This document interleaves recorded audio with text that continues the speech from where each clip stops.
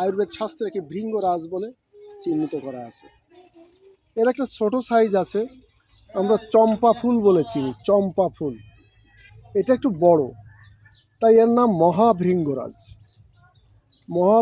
ছোট ভৃঙ্গরাজ যেটা অনেকে সবজি হিসাবে খাবার কাজে ব্যবহার করেন, কিন্তু চুলের জন্য, চুলের সুরক্ষায়, চুলের গোড়া মজবুত করতে, মাথা ঠান্ডা রাখতে যে ঔষধি গুণাগুণ আছে সেটা হচ্ছে এই মহাভৃঙ্গরাজ।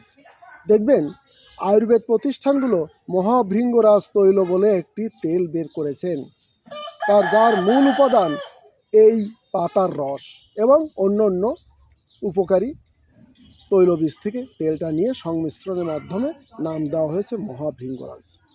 মহাভৃঙ্গরাজ তেল মাখলে চুলের গোড়া শক্ত হয়, চুল কালো হয়, মজবুত হয়। তো আপনি বাড়িতে যদি এই পাতাটি বেটে এই রস চুলে ধারণ করেন তাহলে আপনার চুলের সমস্যা মিটে যাবে। যারা চুলের সমস্যায় ভুগছেন তাদের জন্য অন্য অন্য উপাদানের সঙ্গে মহাভৃঙ্গরাজ, পেঁয়াজের রস এবং আমলকির রস সংমিশ্রণে যে একটি উপাদান তৈরি হয়, এটি চুলের গোড়ায় 2-1 দিন বাদে বাদে লাগালে অথবা সম্ভব হলে প্রতিদিন লাগালে 7 থেকে 21 দিনের মধ্যে আপনি ফলাফল দেখতে পাবেন। চুলের সংক্রান্ত সকল সমস্যা দূরীভূত হবে। ধন্যবাদ সবাইকে, ভালো থাকবেন, সুস্থ থাকবেন।